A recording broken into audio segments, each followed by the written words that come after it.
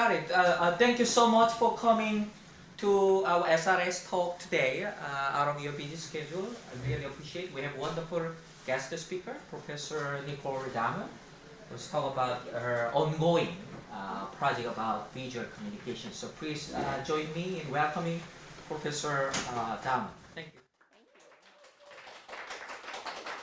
Thank you, y'all are kind. It's nice to be here today. I've been looking forward to this and I appreciated the invitation, and it's fun to see so many doctoral students here. I think I've had all of you in class, but that of course was teaching in professional life with such a different experience than a research-driven class. So I appreciate you all coming to learn a little bit more about my research. I have to, first of all, though, just give two little brief pieces of history. I'm feeling somewhat nostalgic this afternoon. I think most of us who are in academia have some research heroes. And I have three research heroes who, honestly, I wouldn't be in my career today if it weren't for them. And one of them is in this room, and it's Professor Julianne Newton. She's a leading visual communication scholar and really set the pathway for research in this area. And I first discovered her work when I was a master's student in the late 1990s, and I was like, wow, this woman is amazing. Look at all this cool work she does. And her work helped me understand what research in visual communication looked like. And I knew her name for a long time, and one year I was presenting at an AEJ conference. It was one of my first AEJ conferences, and I saw that she was going to be my discussant. And I was a nervous wreck. And of course, as she always is, she was kind and helpful and gave me some wonderful feedback. And I walked up to her afterward and very nervously introduced myself to her and said, it's an honor to meet you, I admire your work so much. And I'm very honored today to call her a colleague and a friend, and I appreciate that you came today. I mean that very sincerely. So I think, again, we learn about research from those who do the type of work that we are interested in, and definitely on that. And I'm going to talk about another one of my research mentors today with some of my ongoing work in this area. I also always kind of feel weird when I present in this room because this is where I gave my job talk when I came to interview for this job. And so I stood up here very nervously, talking about my work that I do. And Dan Morrison sat back there and glared at me the whole time and argued with me the whole time. And I thought, oh, this is a disaster. But turns out he was arguing with me because he liked what I had to say, and I got this job, and I'm very thrilled for that. And I really couldn't ask for a better career. I mean, I get to look at and talk about images and study images, so how great is that? So broadly, I define my research in the area of visual communication, looking specifically at areas of ethics and areas of technology. I could talk a lot about both of those paths, but this is a project that I've been working on now for many, many years, and I've done a lot of studies in this area, and I feel like it's all sort of coming together at this moment in time with a new theoretical model that I am working on developing with Dr. David Perlmutter, who is another one of my research icons who many of you also know and have worked with before. So today I'm going to be talking about iconic images in the age of digital news and social media. And again, this is kind of a series of ongoing projects. So what I'm going to be sharing with you all today is sort of where this project came from, why David and I have been arguing that a new model and a new theoretical development is needed. And then I'm going to show you a little bit of what our model looks like and sort of tell you about where that is in a publication process. So I like to start off presentations like this with an interactive activity. So here comes the interactivity. There's a series of interactive things we're going to do, and you also get the warning that many of the images we're going to look at today are extremely graphic: death, destruction, gore. That is the sad reality of many of our iconic images. So that was your warning for the afternoon. So when you think about iconic images and you think about World War II, what are some of those images that come to your mind? We'll come back to Kent State with another one. Good job. Yeah. Holocaust. Okay, Holocaust, certainly. What else? For some reason I think about Iwo Jima. I heard someone say Iwo Jima. Yeah, that's good.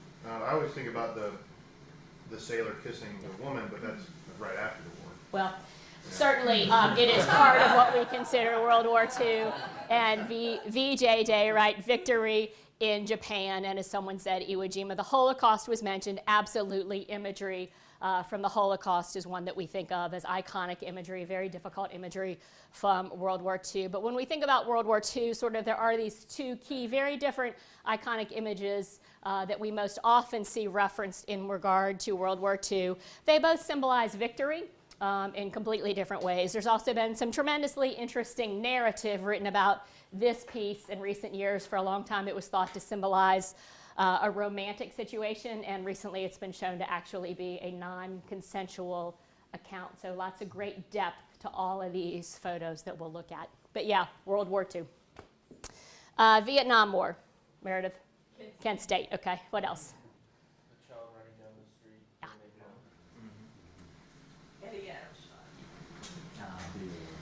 Yeah, pretty much. And then sometimes too early on we will see the burning monk photo.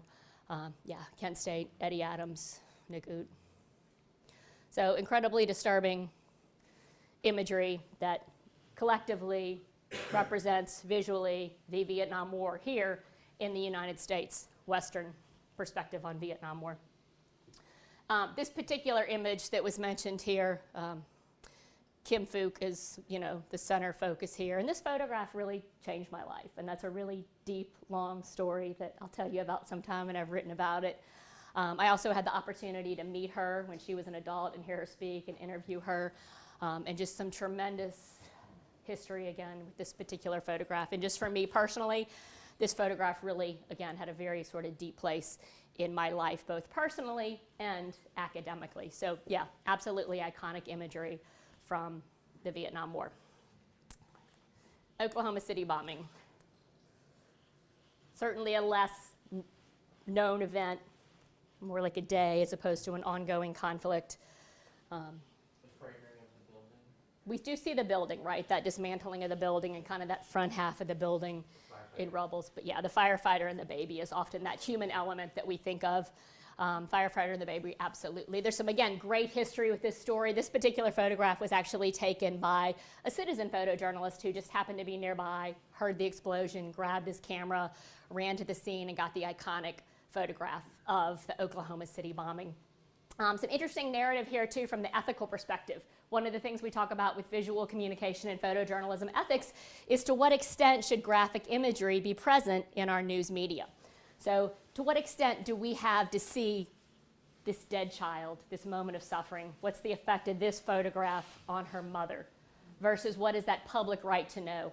If the graphic information in the photo informs our society and our debate, what is that public right to know? So very ongoing debate. Again, I could talk about that one for days, and I've written a lot about that. But what is that sort of balance between graphic imagery and shielding audiences? Jesse? Yeah. I was going to say on this one, it might have something to do, that balance might have something to do with how badly the baby or the kid is injured, and I don't know. She died. Yeah, 1-year-old Bailey Armand died on scene at the Oklahoma City bombing. Later on, her mother was interviewed about this photo and later said that at first it was difficult for her to look at, but she actually was glad the photograph was taken because she got to see the care that was given to her child in her finer moments. And absolutely, that firefighter is very lovingly cradling that baby in his arms. So, kind of looked at some examples of iconic photographs. This is your formal textbook or research definition of iconic imagery, and what we talk about the value of iconic imagery. So the value of iconic imagery is in helping us sort of collectively as citizens navigate those very difficult political and social contexts that we all live in.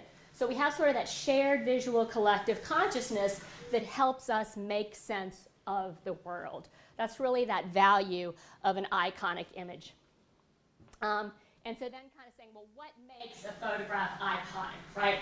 We are bombarded with hundreds and now today millions of images, but only that rare sort of handful, that rare few go on to become what we would consider iconic images.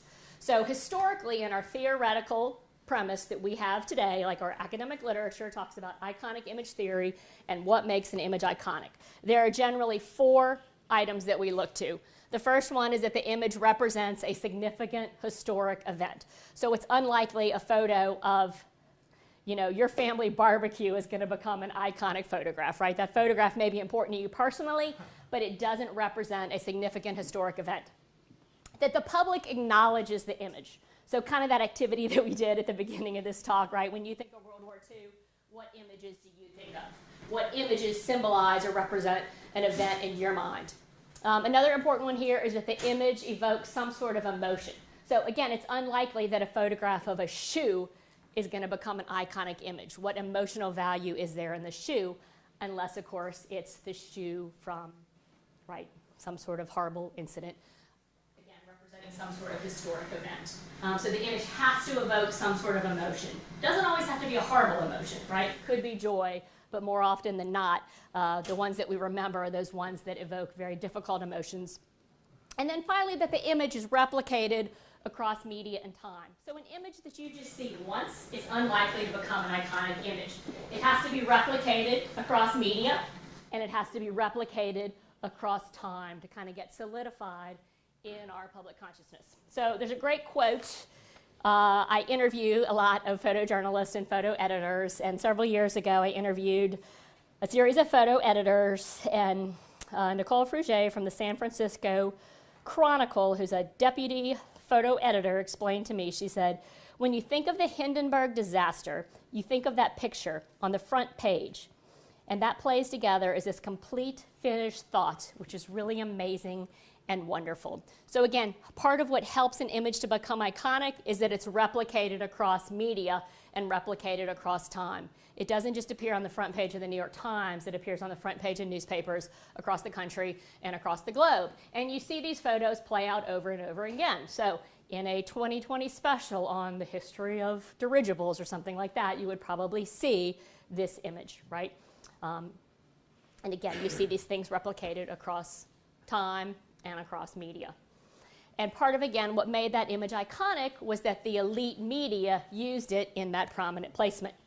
Again, going back to the Vietnam War and the Kim Phuc photo, you can see it here, again, used across media, across time, in prominent placements. So, one of the things that I've been thinking a lot about in some of my research studies, really dating back to Hurricane Katrina, and I'll talk more about Hurricane Katrina in a second, is how things have changed in regard to imagery in the age of digital news and social media, and kind of that understanding and formation of iconic imagery, and how that's changed dramatically in the past 10 or so years. So we no longer have just that print newspaper and that evening news broadcast replicating that image over and over. We now have social media and Twitter, which is a 60-second feed of imagery. So we're getting bombarded with those images from more than just one place, okay? In that elite sort of age, that golden age of iconic photographs, you'd see the photo on your front page, and then it would be repeated on the evening news broadcast or vice versa. So those elite news media were sort of defining and reinforcing that image as iconic. But now again today, we see those images more and more places, right? Lots of more places to see imagery. Social media being one of them. So let's do that activity again where I say the thing and you say what images come to your mind. When I say Hurricane Katrina, what images come to your mind? People trapped on the roof. People trapped on the roof. What else? Scenes from inside the stadium. Okay, inside the Superdome, inside the convention center. I always think of that it's a different ethical issue, but about how they called certain people looters, Yeah. certain people, The photos of what do they looters. call it? It was looters and what? Survivors or something. Yeah, like that. according to their race. Yes, absolutely. A lot of research on that. Definitely an ethical issue there. People walking over the swamp overpasses or Okay, camping. yeah, on the side. overpasses, right? Sleeping on the overpasses with the floods underneath. So one of the things that I and a colleague from LSU, I think you all know that I am from Louisiana, so Hurricane Katrina was a very sort of important part of my personal history. Ironically, I was actually in North Carolina getting my PhD at the time of Katrina, so I wasn't in there, but I saw my friends and family live through Katrina. My grandmother lost her home. My father had to, relocate for a while, so some direct personal effect from Hurricane Katrina, so I paid a lot of attention to this. But one of the things that we saw from a research perspective is that there were so many different images of Hurricane Katrina, it's hard to sort of pinpoint and think of just one or two as sort of the defining image of Hurricane Katrina. And I've done about 10 years of research on Hurricane Katrina because it's now been 13 years since Hurricane Katrina. But again, what we saw was certain themes of imagery play out over and over again, like the roof rescues. But the question becomes, which roof rescue is the iconic roof rescue? And there's not just like sort of one roof rescue image that was the iconic image. We also saw those roof rescues play out over and over in broadcast media. So CNN pretty much had this live stream of people getting rescued from their roofs. And again, it wasn't that static moment, it was a dynamic moment that we saw play out over and over again on TV. We saw, again, so many photos of these flooded homes, so many photos of dead bodies, so many photos of the breach there that let the flooding in, so many photos of angry, hungry, desperate people, so many photos of suffering, grief, evacuation. So again, Hurricane Katrina was really unique in that it was 2005. So really, digital news was full swing then, digital cameras, all that going on, but pre-social media. But even though it was pre-social media, we still had all of this sort of proliferation of images, so many images. And so it kind of marks an interesting time point to think about iconic images. What I often saw too from my research is that what we saw was a lot of these survivor photos. These are the ones that made it into those prominent places in newspaper, solidified, print. Whereas that rooftop rescue was the one that played out over and over and over on live TV. But if you ask people to think about Hurricane Katrina imagery, they almost always go to the roof rescue as the one that people think about first when it came to Hurricane Katrina. So first of all, digital news, right? More and more news outlets. So we have more and more people capturing images. We also have more and more people with phones in their back pocket, right? I can pull my phone out of my back pocket and take a photograph at any one time. So that technological change has just led to more and more photos, coupled with more and more distribution channels now via social media. We've also seen a rise in what we would call citizen-captured photographs becoming the defining image of an event. So when the plane landed on the Hudson River, that defining image was actually captured by a passerby or on the street who just happened to have his phone on him. He snapped the photo, tweeted out, I just saw a plane land on the Hudson River, and then this particular photo was then recycled by the news media over and over and over. But again, it's a really good example here of a citizen-captured iconic photo going viral via social media, kind of the update of the Oklahoma City one in a Twitter social media network environment. We also now, because of digital technology, Photoshop, right? We all know how to Photoshop things. As I tell my students, just because you can Photoshop it, it doesn't mean that you should. But that's another topic. Again, I'll talk about that one a lot more too. And again, Google image search, we also now have not just the iconic image, but all of these different appropriations of the iconic image. So if you take the well-known Situation Room photo from 2011 and you Google Situation Room photo or Situation Room image, you get the sort of known official iconic image, but you also get just like so many different appropriations and memes of that particular image. So it's fascinating about digital news and image searching is that we now have the official one, but all of these other ones, and somehow the official one gets a little bit lost in the mix of all the other ones. So it has this effect of sort of dampening the effect of the iconic image. We also see the situation now in which people say, oh yeah, I've seen that before, like I've seen a meme of it or something like that. People actually say that, but they don't know the original image, and even worse, they don't know where the image came from or the event that the image represents. And that becomes hugely problematic when you think about that value of iconic images and helping us to navigate political and social contexts. Iconic imagery helps us make sense of the world and have this shared public dialogue. But what we're seeing is a public that might say, oh yeah, I think I know that image, I remember it, I've seen something like it, but they don't have any idea of its historical, political, social context or value. And so that thereby kind of ends up weakening our ability to have public dialogue about news and events. So that's one of the issues now that we've seen happen in this age of iconic news, or I'm sorry, iconic images in the age of digital news and social media. We also have this sort of strange situation in which photographs are taken, they spread rapidly on social media, so they go viral very quickly, and all of a sudden everybody's saying that's iconic. So a few summers ago, also in Louisiana, in Baton Rouge, where I happen to be from, a lot of situations happening in relation to gun violence and police brutality and some other situations like that. So this particular image was taken. Aisha Evans here was a protester who came to Baton Rouge. She's not actually from Louisiana. And this photograph was taken and spread very quickly across news and social media. Immediately compared to other well-known photographs, and we'll actually look at these two in a second. But the issue was that it was quickly hailed as iconic. So it's there, and all of a sudden people say, oh, that's it, that's the iconic image. But we haven't seen that sort of test of time. We haven't seen if this particular image endured over time. How many of you remember seeing this one from like 2 summers ago? Some of you, probably not even half of you though, were saying that you remember seeing it, much less being able to remember where it came from or what it was even associated with.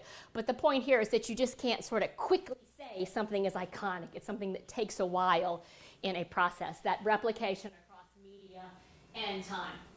Coincidentally, in more of Nicole's personal history, this is actually a hospital where my 2 children were born at Baton Rouge. Yeah. And this front part is actually now they moved to a new, nicer hospital, and this is actually now part of the police headquarters. But that's like basically where my 2 children were born. So this particular photograph really stood out to me personally.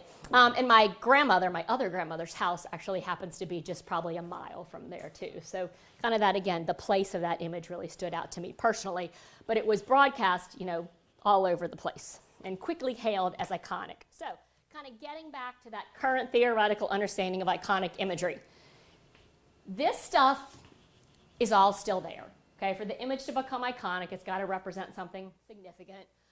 It's got to be acknowledged by the public. It's got to evoke emotion.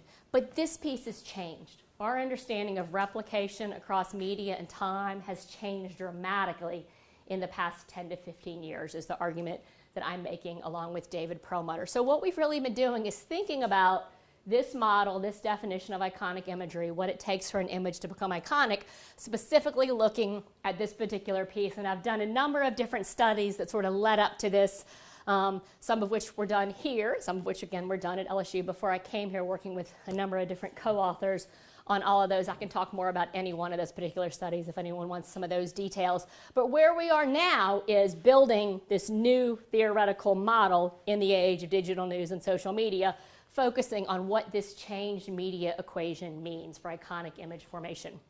So we have developed this new model, and of course we had to give it a fancy name. So we are calling it, I lost my screen right on my fancy name. Okay, we are calling it the influence network model of the photojournalistic icon. It doesn't quite flow as much as agenda setting, but we're trying. So this is still sort of our working title. So if you have any brilliant ideas of influence network model of the photojournalistic icon, you know. Okay. Anyway, this is where we are. This is sort of the term for our model, and this is our model. Still needs a little bit of work here in some of the details. I know this is real small. I'm going to break this down for a second. But basically, our model has these 4 central and related stages: image creation, image distribution, and acceleration, which actually go together, and this is where that media component comes in. I'll talk more about both of these. And then that formation, and we actually have sort of 2 different formations that we are predicting based on these 2 factors here, which I'll talk more about those.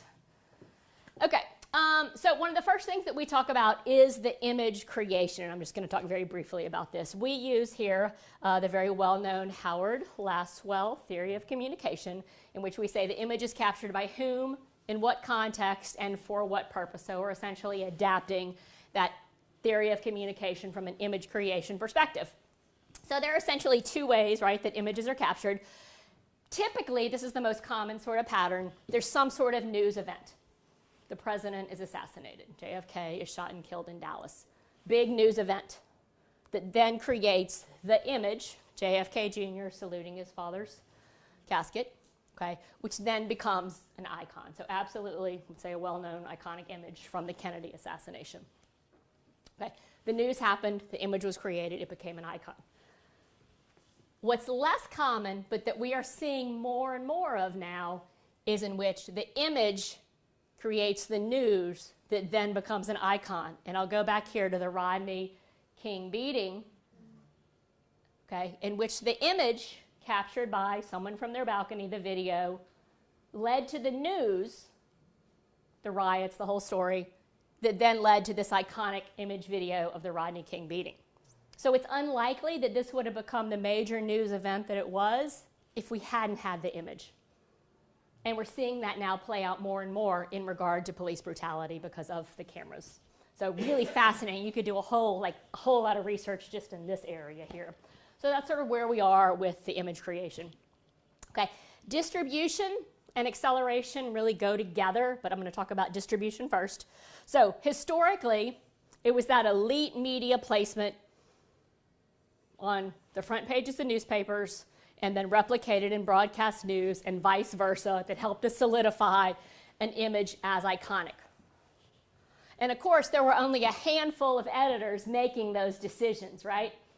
So just a small handful of people deciding what images were going to be used over and over. But we now have this online spreading enabled by unlimited channels and unlimited networks in which things can sort of bounce all around. So it may start with a person and then get spread via elite news, spread via digital, or, what do we call it, new news channels.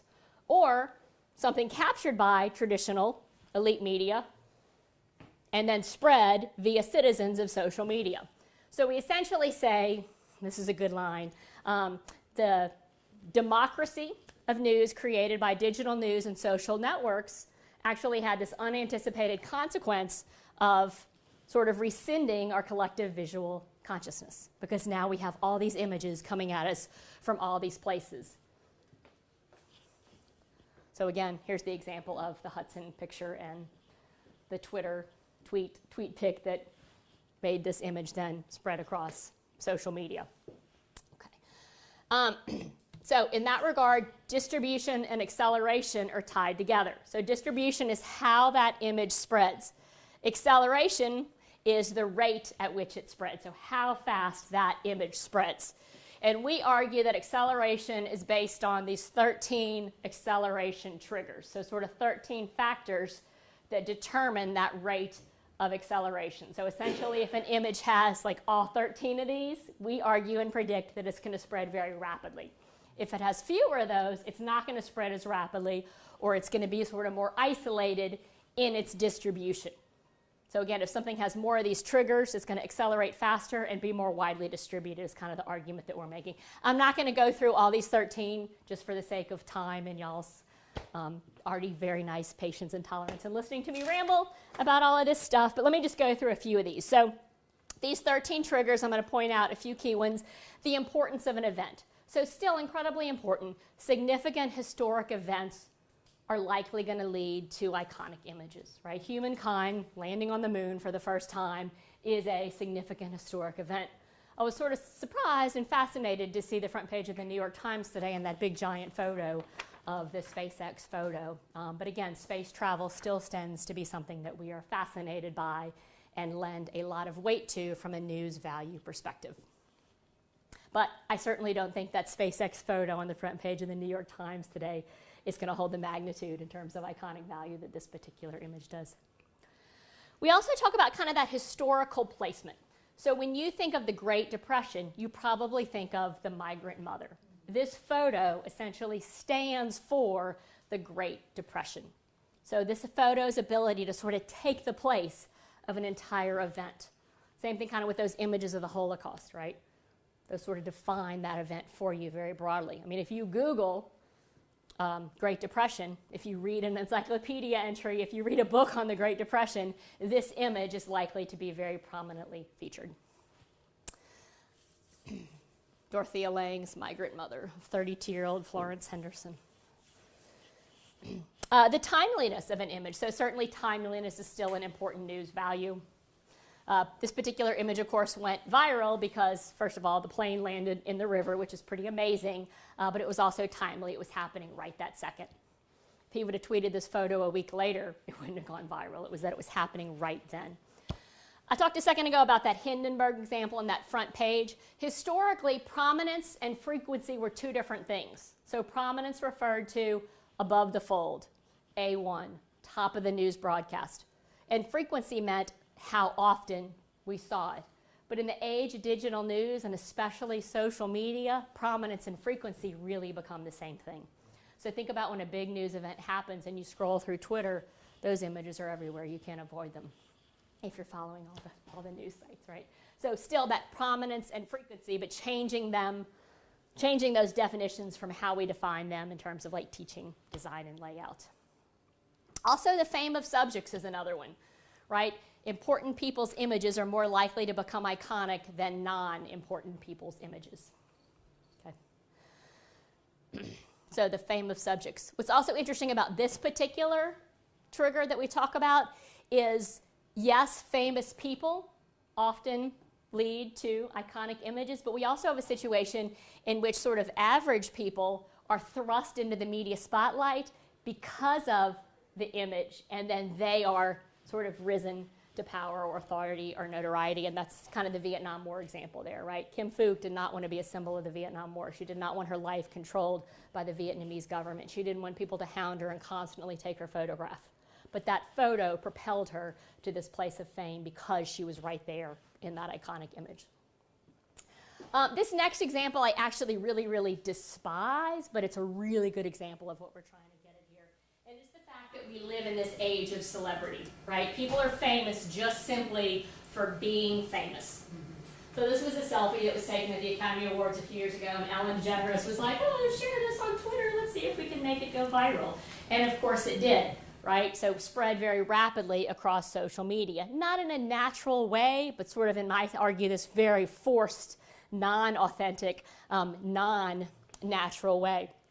And the really crazy part about this, again, this famous for being famous, this hurts me. Time magazine actually includes this in its top 100 photos of all time. Famous for being famous. Yeah, crazy, huh? I know.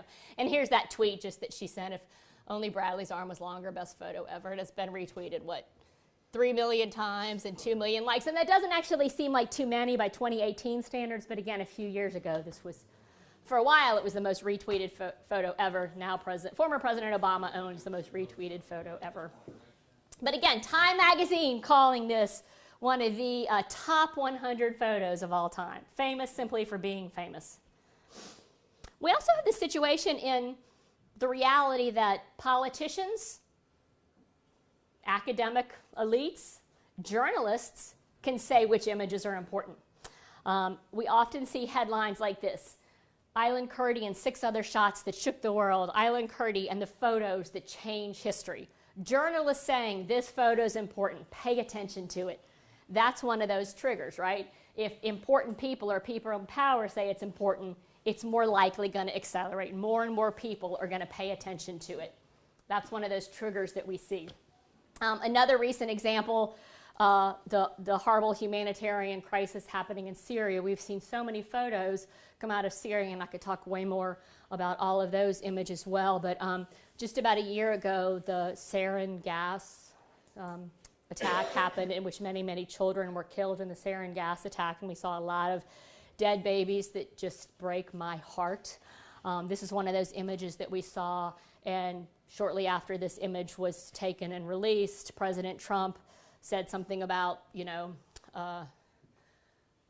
those photos, I looked at them, that attack crossed a lot of lines for me. When you kill innocent children, innocent babies, beyond a red line, many, many red lines. Trump declared this important because of these photos. So his attention to this incident through the photos caused more people to take note of these photos. So that authority that he had, that position of power and prominence to dictate these images as important. Of course, as we all know, those responses to Syria have been very, very short-lived. There's been some quick, immediate, knee-jerk reactions and no sort of long-term humanitarian response. We also talk about a trigger being that of cultural resonance, and this is a term that we borrow from Entman and framing. So images that symbolize things like patriotism. Okay, those sort of shared collective emotions that we all feel. This particular image, of course, also is of a important event, right? This particular image can stand for 9/11. So certainly many of these images possess and express more than one of these triggers, which makes them, of course, rise more quickly in terms of acceleration and distribution. This particular image also kind of has that culturally resonant emotion and historical transparency, transportation. That's something else we talk about, that transportation to a different time and place. So it reminds us of our collective American history and World War II and the flag raising there.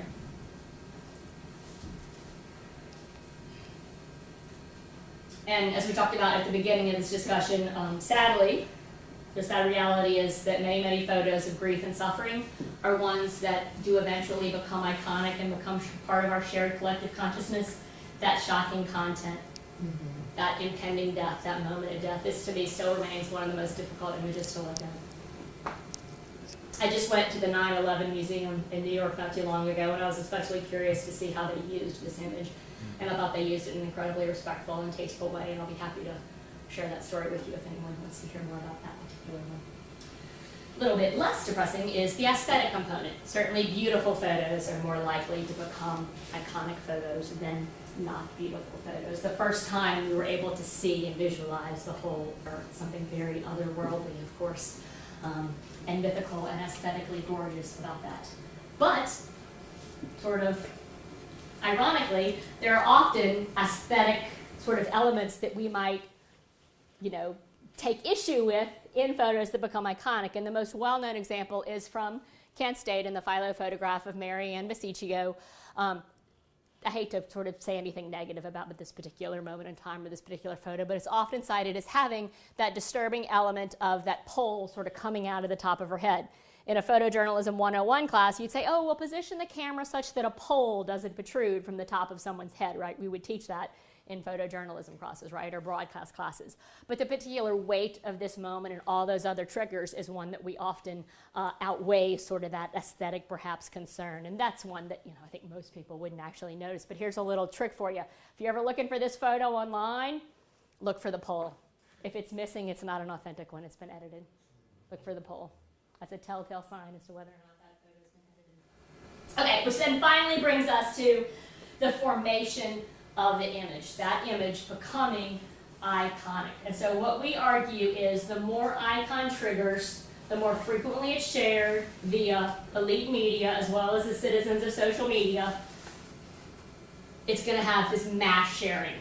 The fewer of those triggers, the less shared in terms of frequency, it's going to be more of this isolated sharing. And so what we argue is the more triggers, the greater the acceleration rate, and the greater the distribution, and it's going to become one of those indelible iconic images.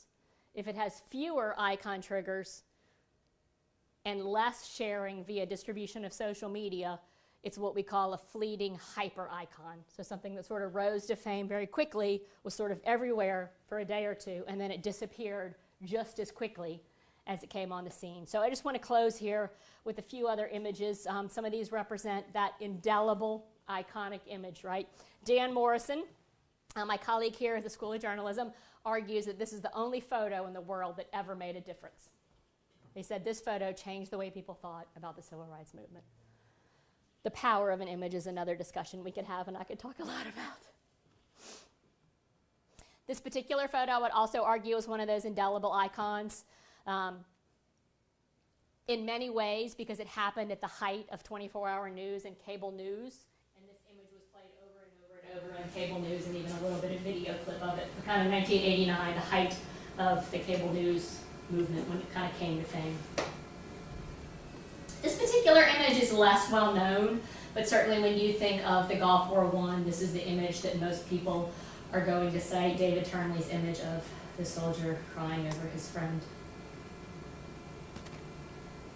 This particular image was taken right before I graduated from high school. I graduated from high school that spring, and so I distinctly remember this one as well, having an important place in my personal history. These next three, I would argue, are more of that fleeting hyper icon. Certainly, you could make a strong argument that they are iconic images of these defining events, but I don't know that they'll necessarily stand that test of time, nor are they as recognized and identified by audiences, nor can audiences connect them to the historic event that they represent. Mm-hmm. Sandy Hook, Children in a Line.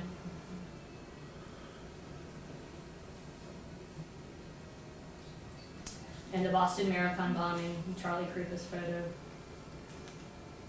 I've actually done a lot of work too on this particular image, and it ties to a lot of my work on restorative narrative. If anyone wants to talk more about this one another day. And I actually think this one will probably stick around in our collective memory, but less so than some of those other ones. And then more recently, again from Syria, little Amran on the back of the ambulance. Any questions, comments? Oh, you've done? I'm done. We have about little over 15 minutes for question and answers, but I have to, share this with you. Last year, retrospectively speaking, I had a chance to attend Nicole's presentation at the ICA conference, which took place in San Diego. Actually, before I joined SOJC, and I was so impressed by her presentation style. So energetic, eloquent, powerful, and engaged. So she did the same thing today. So I wanted to, thank you, Nicole, for so powerful presentation. This is how we present our studies, right? I think she's becoming an iconic presenter at a professional setting. So. Thank you. Okay. That's very kind. So questions and answers, feel free to. Oh, I think we have guests. Please, okay. yeah. Okay, I'm not in the journalism background. I was a professor of at Central Washington University. Specialty actually is more like a forensic psychology. Wow. Okay, but I'm interested in the area, and also particularly I think you actually use the image. I was going to ask question about this TM square. I think your theory, one of the issue I think maybe could be added that you said that the popularity, the frequency of viewing the image is certainly is sometimes based on the journalist, or sometimes based on politicians, sometimes based on The question is how often the image, the historical so-called significant events was interpreted or understood by the person who took it. But later on, also even they become popular, even they repeat many times, but doesn't mean that the image representing the reality. Yeah, that's a great question. Yeah. So one question about Times Square was that there are two concrete facts. Okay, one fact is the tent actually is a living Times Square. It's it's a living Times Square away towards. It's not toward Times Square as many books try to describe, because many people don't know the background. They don't know location. Great Okay. perspective. Yeah. Secondly, the historical relevance is that when the ruling, say the government, Zhao Ziyang, the premier, led a reform. The reform is a capitalist, market-oriented reform. The students who unfortunately grew up at the end of Cultural Revolution, they think that they want to keep this kind of a pure society. The slogan is anti-corruption. But actually, the whole movement actually is an anti-reform movement. But since was interpreted, the event was by the Western journalists as a Chinese communist country, so the party leader must be communism. So the students try to rebel against communism. So the totally message, even the image is true, but the message was wrong, and also repeated many times. Because people don't know any background, people have no knowledge, they got simple explanation. That's right. Communist is bad, student is good. But actually it's a tragedy. There are no wonder about, no issue about that. But the question is, how many people actually the image convey the wrong information, even their image is true. I think that's an excellent point. And it's one of the things I think a lot about, and we talk a lot about this in the visual communication literature, is that image just presents a slice of the whole, and it's sort of pretty much, in my opinion, impossible to have an image that fully represents the entire event, and it's incredibly important that that image be placed within context. And of course, that context needs to be a depth narrative. But when you have audiences who aren't even recognizing the image, much less connecting it to that depth narrative, we also have situations in which you're describing in which the image has been politicized for whatever sort of gain, or the photographer's interpretation is different than the actual moment. And I could present lots of modern examples on that. One I like to point to is George W. Bush's very political propaganda image in which he's in front of the mission accomplished sign and he's declaring success. That was a political moment that was created by the Bush administration and bought and sold by the mass media without actually questioning the validity of whether or not the mission was accomplished. So lots of examples in that regard. A lot of course, the sort of staged White House photos, and I could talk a lot about photojournalist access to the White House is something that we see a lot in this day and age. Or we also see now, too, the photograph and different narratives of the photograph. So, for example, the inauguration crowd and President Trump's claim that it was the biggest crowd ever despite the visual evidence in the inauguration photo. So you're absolutely right, if I'm understanding your argument correctly, that photos can be misinterpreted, miscaptioned, and misrepresent history. Another example there, too, of course, is that sailor and nurse from Times Square and the misrepresentation of how that photo was thought of for years. That's a great point. Professor Newton, did you have a... Yeah, I just wanted to comment how impressive it is that you're advancing theory. And Thank you're you. not just doing research, but you're really developing theory. And I'm wondering where you're taking the work now. Thank you, I appreciate that question. So yeah, again, this is our model, and of course it still needs a lot of testing at this point. It's been historical development, sort of theoretical prediction of what we think is going to happen. But this is theoretically slated to knock on some faux wood here, to go into journalism and communication monographs. The new editor there, Linda Steiner, has reviewed our proposal, and she sent it out to review. We got some great feedback on that. She is turning out to be the most detail-oriented and thorough editor I've ever worked with in my entire now 15-year academic career.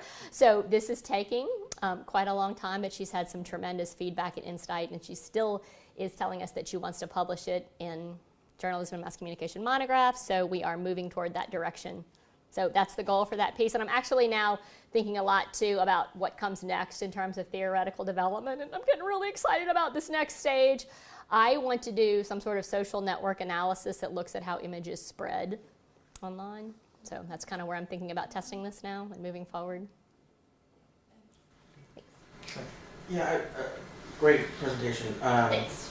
The couple of interesting things kind of going, and it might be one of the more 13, but have you looked at, like, because of how distribution happens and the demographics of that, different photos becoming iconographic for different segments equally so? Absolutely. You know, like, I don't have an example of that, but, and then also because of the distribution as filter, kind of the media, talking a little bit more about what is elite media now, Right. You know, and so is something, you know, like I think the heavy Falcon Heavy rocket is an interesting thing, just of the day, and how in that news feed it was over, and what was the one that's more iconic. But now, today, it's his car zooming with the planet in the background has become kind of the thing. And is that Right. it's iconic, but is it a marketing icon? Like how Right, does right, market or kind of like the co-opting of iconic things for advertising? No, that's or- Great. We've had some really fun discussions about the different names for icons, and of course we've gone with pseudo-icon, which is actually like a fake icon and not really like a real icon, but it's iconic because like marketing or advertising or somebody like that says it's an iconic image. And you might think about Coke and David. Well, like Perlmutter- Marilyn Monroe one there was kind of like Yeah, it was that from, one's for a movie. for and- entertainment. Yeah, so exactly. entertainment still. That's a really Right. great example there. And I sort of hesitated to use that one for that reason, but it's a really good example. We Okay. also look to like a lot of like viral YouTube videos. David Perlmutter loves cat videos, and so he's always sending me cat videos. And we talk about sort of the I can't remember what the name we use for it, but like kind of this like fake sweet icon, you know, it's not really like an icon, but it's that icon of the moment, and it has no intellectual, political value or whatever, but everyone knows that one, but they don't know the one from Syria. So that's what we're looking at too, future predictions. That's kind of the place we're hung up right now in our monograph is future predictions. Where do we go from here, and what does this look like? Because we can't predict, you know, we didn't predict Twitter, Snapchat, all that stuff, so we don't sort of know what's going to come on down the line next. But too, there's a lot with the memes too, those meme images that become well known without the original one becoming known. Well, speaking of vapid photos, The vapid icon. the Ellen DeGeneres one. Yeah, that's a What- good example, yeah. I mean, I don't want to pass judgment on it. I mean, but they had to have some reasoning about why it was one of the top 100. So did it have a big impact, or what was the it's reason? a great example too of what Shan was just talking about. It was product placement. So she was there selling the whatever Samsung phone or whatever, and so she pulled out the Samsung phone, and they had all the commercials, but she wasn't actually using a Samsung phone. Her personal phone was something different. I might have my brands wrong here, but she pulled out the phone. She's like, I'm going to take the photo with my Samsung phone, and then she's like, okay, I'm sharing it on Twitter. Everybody send it out. And how it go viral, and I wrote this scathing thing on that image. I'll send it to you if you want. But you know, honestly, I'm just so horrified that Time Magazine had that. And everybody had at the end of the year their top 25. What they're saying to is like the top 25 photos of the year. They're not necessarily political value or something like that, but the fact that they even had it in their 100, that it had that celebrity, that it went viral, that it's well known.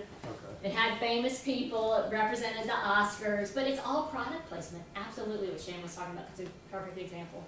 But I also think it's also, to be in the 100, it speaks of a moment. Like that is like the epitome of that selfie for selfie's sake. You know, like it's kind of like what is, you know, like it captures more than anything, you know, like if you look at Kardashian fame or, you know, this thing, that's like a perfect example of what's wrong with photography or like our so I think it captures that moment in time in an image that you can talk about the things that's wrong with it as much as right with it. And that's kind of another thing that you preferencing this with like most of these discernments. What do you think, or this is probably too long a conversation, but it's interesting to me that news and iconography oftentimes only focus on the negative sides of things. The horror. And so, you know, why can't we get to the flip side of that more often, or why doesn't that resonate as much as Well, something else I'm working on in that regard relates to our solutions journalism work here that we're doing at the school.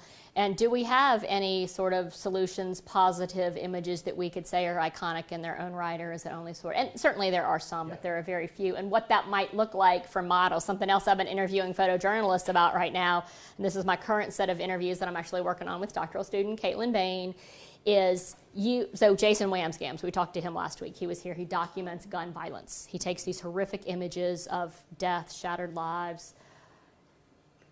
How do you tell a horrible story in a different way that doesn't just capture the graphic? So something I'm thinking about, because we're so bombarded with those graphic images, we're desensitized to them now is one of the arguments that I make too, and I can talk more about that too. Seth, did you have some comments? Yeah, this is a fascinating model. Thank you for the presentation. Thank you so much. Really, really interesting. I have so many questions, but I'll try to see if I can stay. Just one for now.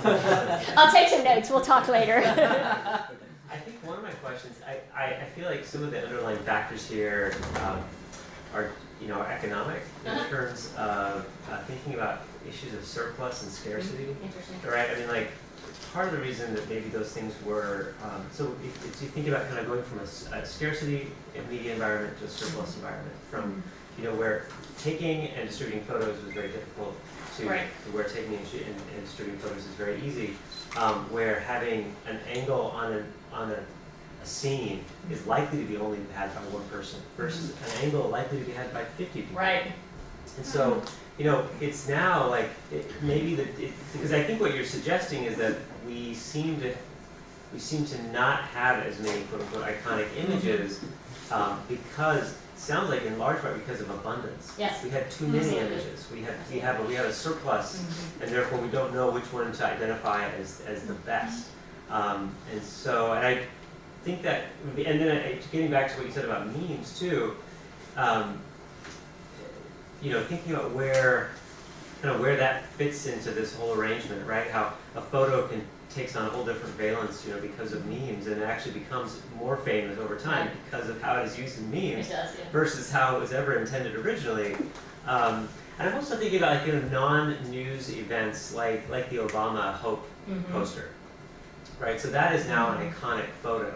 I mean, it was an iconic photo. It was a photo rendered as an iconic image or iconic graphics poster, if you will, right?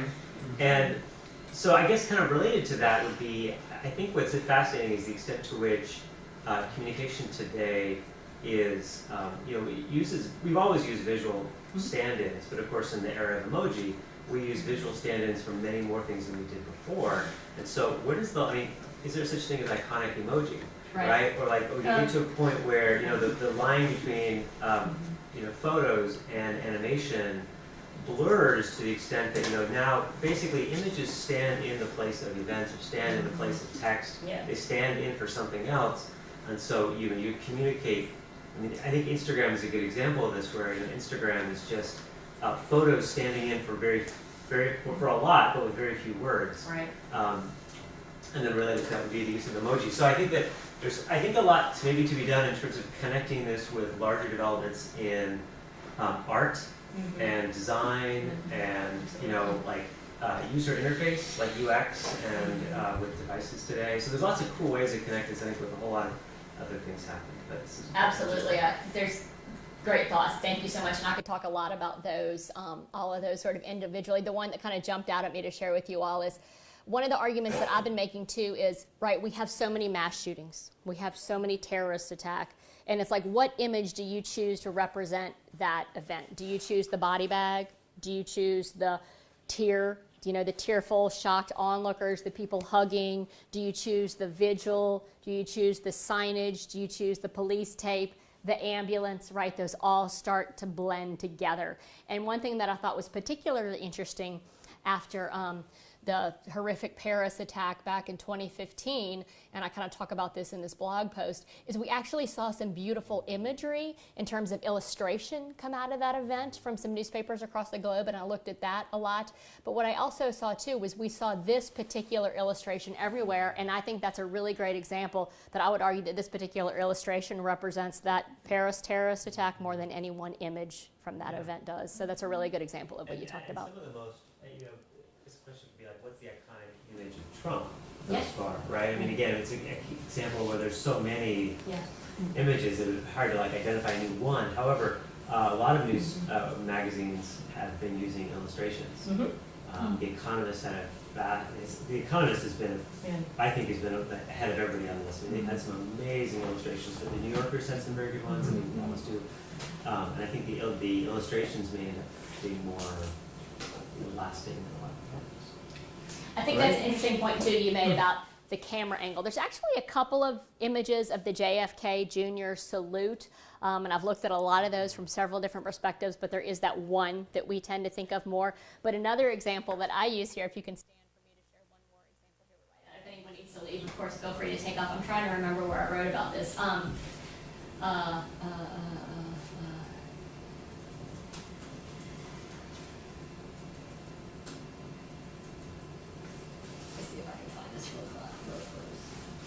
Okay, this one. This is a piece that Don Heider, who's at Loyola, he studies as an ethicist there, that we looked at post-inauguration. And this was a good example, we thought, too, of that sort of political propaganda perspective. So here's the image that Mike Pence shared at the inauguration, and it's looking straight at him from that camera angle, looking at him and his family, and they're waving, right? This is the one that, of course, came from his official VP account. And then also via Twitter, we had one from Deborah Berry, who's a journalist at USA Today. She takes it from the camera angle to the side, in which you see the empty grandstands. So the same scene, two very different perspectives on it. It's kind of, you can also argue which one represents the truth. But it's unlikely that any of those, exactly, no, I mean, different perspectives of the truth, right? Who's truth? But yeah, that camera angle thing, because you're right, we have those cameras everywhere, and we have this overabundance of all those scenes. And I was just going to add one other thing, which is, our Photoshop, of course, fits into a lot of these things. We already talked about some of that in terms of manipulation, and then I think now we're going to have, in the coming years, basically Photoshop for video and audio, such that, I think the nature of them entangling exactly what is authentic in any given image. A lot for me to study for many years. Great. Thank you all for coming today. Thank you so much, and I sincerely hope that we can continue our post-presentation conversation. So we're gonna meet here 1 week from today, right here, same time. So another interesting talk from sociology. So I hope to see many of you if your time permits, and thank you so much again for coming to our talk. Really Wonderful. sincerely, thank you all for coming. I know a lot. Thank you.